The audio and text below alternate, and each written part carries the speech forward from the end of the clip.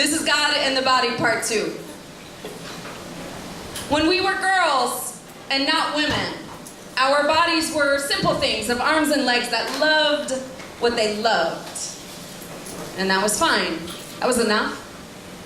When we were girls and not women, we didn't know about things like being not straight or not gay, but not gay, but not gay enough. And that was fine. That was enough because we were girls.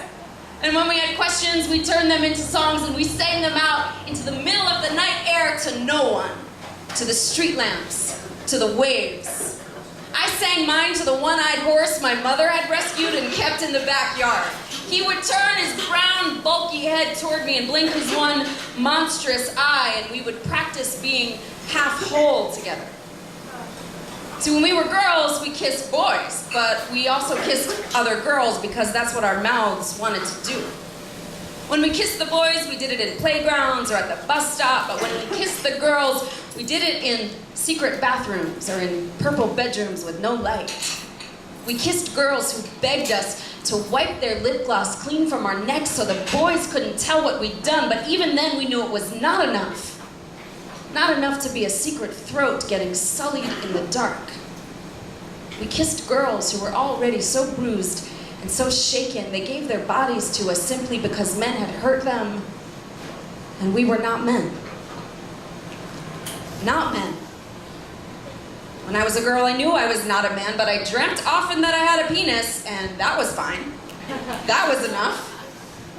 The day I bled through the seat of my jeans, I learned that a vagina is a thing that often gets mistaken for a wound. Leah told me I had to start shaving my legs. I did. I cut the shit out of my ankles. They bled like vaginas. And that is the day I learned I was a woman, and not a man, and not a boy, and not a girl, and also not a one-eyed horse. See, at slumber parties, the girls liked us because we liked them, and they could pretend it wasn't sex because there was no penis. And at other parties, the boys liked us because we kissed other girls, and that made them think that we wouldn't say no to them, and we didn't. We didn't say no. And the gay boys liked us because we knew how to dance. And the lesbians liked us, but they didn't like us enough because we were not lesbians. And also not straight, but not gay, but not gay and not gay enough. See, this world, the one we grow up into, it asks us to identify ourselves, to language our pleasures and our parts the way dead butterflies are strung up and labeled, and they give us words like bisexual, polyamorous, and pansexual, and fluid sexuality, and none of it has ever been enough. See, our bodies are things not separate from God. And God is a thing not separate from music, or bird wing, or bone marrow. And when we were girls, we didn't question that. We didn't question that these God-made bodies might be strange or too complicated or weird. We just hung out with the one-eyed horse and the chickens, and we threw ourselves at the waves because we feel comfortable in spaces that move and are wild. We are women now, sure. That's how you'll know me on the street.